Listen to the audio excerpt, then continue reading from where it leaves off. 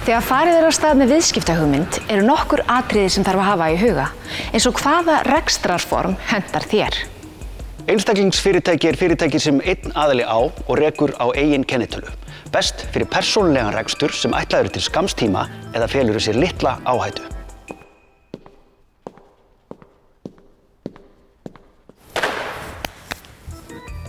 Ekki nauðsynlegt að skrá einstaklingsfyrirtæki eða fylla út fullt af eyðublöðum og því kostnaður enginn. Það eru margar gerðir af rekstrarformum í boði en algengast einkahlutafélag.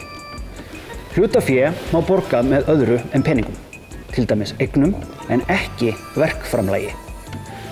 Ekkert hámark á hlutafé eða fjölda hluthafa sem að gera þetta hentugan kost fyrir alls kyns fyrirtæki.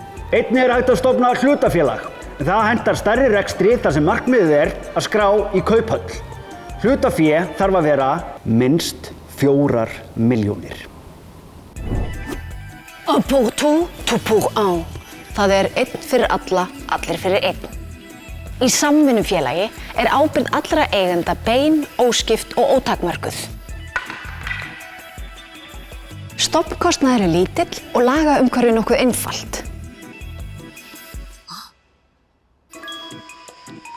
Hér þarf að gæta að ríkri ábyrgð eigenda.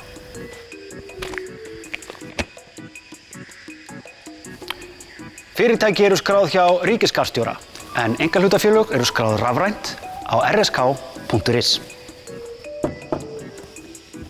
Fyrirtæki sem greiða laun þurfa að skrá sig hjá ríkisskattstjóra og tilkynna þarf virðisaukaskyldan rekstur og sækja virðisaukaskattsnúmer. Þetta getur virkað flókið, en ekki láta flókin orð standa í vegi fyrir stórkostlegri hugmynd.